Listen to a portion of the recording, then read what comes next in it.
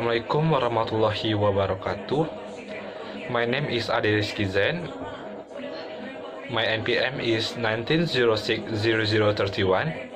I am from class 3A. Today we are going to learn about narrative text. When we talk about narrative text, it can be started from a story and a past experience. Most dealing to this object, people usually call it narrative. So, what is narrative text actually? It is text focusing on specific participant and a piece of text which tells story with complication or problematic event with resolution to solve the problem. So we can roughly say that narrative text is like someone with complication or problem which make their condition can get even worse, but then those problem will lead them a resolution that can make their condition can better than before. Okay, now you know the definition of narrative text. Now let's continue to social function of narrative text. Since each type of text has their own purpose or function, narrative text also has one too. The purpose of the function of the narrative text is to tell story of someone or something from the past event. But it's not only that. The function is to entertain the reader and listener. Let's continue to generic structure of narrative text. Here a generic structure of narrative text that all or almost all narrative text form. The first one is orientation. You can call it as exposition or the beginning of the story. In this part, the scene is set and the characters are introduced. That way, it is called the beginning of the story. The second part is complication. It is called rising action or the middle of the story.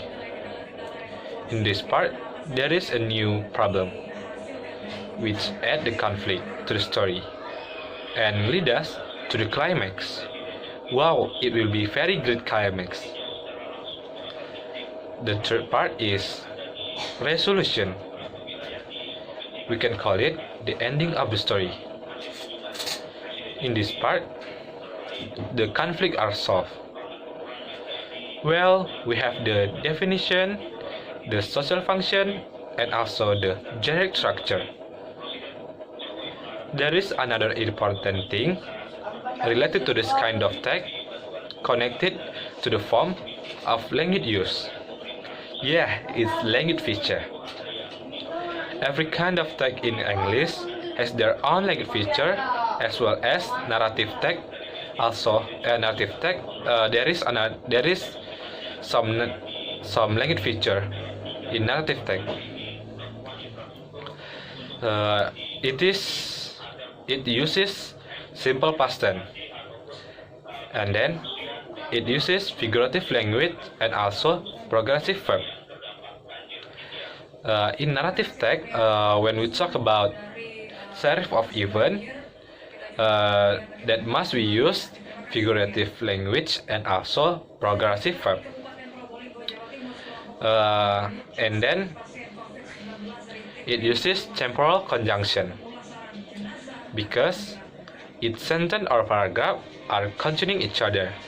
There must we use temporal conjunction to connection between those paragraphs and or sentences, and it uses dialogues to express attitude, personality, and also relationship. In this section, we will identify the generic structure from the story of Cinderella. Cinderella. Once upon a time, there lived a girl named Cinderella. She lived with her stepmother and two stepsisters. The stepmother and two doctors didn't like Cinderella. They treated Cinderella very bad. Cinderella usually did the hardest work in the house, such as scrubbing the floor, cleaning the pot and pan, and preparing the food for the family, and so on. One day, a ball was to be held by the royal family of the kingdom to find the prince's spouse.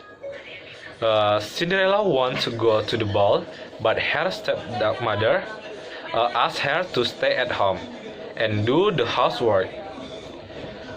Cinderella cried. Then there was a fairy godmother standing beside her. Why are you crying, Cinderella? Fairy godmother asked. Because I want to go to the ball, but my stepmother insists me to stay at home. Besides, I don't have any beautiful dress, said Cinderella. Then the fairy turned Cinderella's ugly dress became the most beautiful dress and with beautiful slippers. Then fairy also turned a pumpkin into a parking coach and the mist become 6 white horses. Cinderella finally could go to the ball, but she had to come back before midnight, before the spell ended.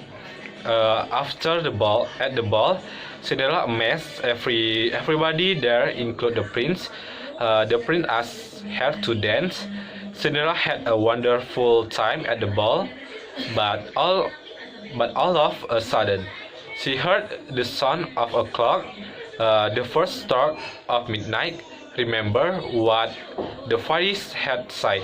Cinderella ran back to go to home, but she lost one of her slippers in ballroom. The prince picked up her slipper and would search for the girl whose foot fit with the slipper. A few days later, the prince proclaimed that he would marry the girl whose feet fit the slipper. Her stepsister tried on the slipper, but it was too small for them. No matter how hard they squeezed their toes into it, in the end, the king's soldier let Cinderella try on the slipper. She stuck out her foot and the peg slipper, the slipper on. It fitted perfectly. Finally, she was driven to the palace. The prince was overjoyed to see her again. They were married and lived happily ever after. The generic structure from the story. The orientation is once upon a time there lived a girl named Cinderella. The complication is Cinderella wanted to go to the ball, but her stepmother asked her to stay at home and do the houseworks. The resolution, in the end, the king's soldier let Cinderella try on the slipper. She stuck out her foot and the peg slipped the slipper on. It fitted perfectly. Okay, that's all my explanation. Thank you for listening and watching. Thank you. Bye.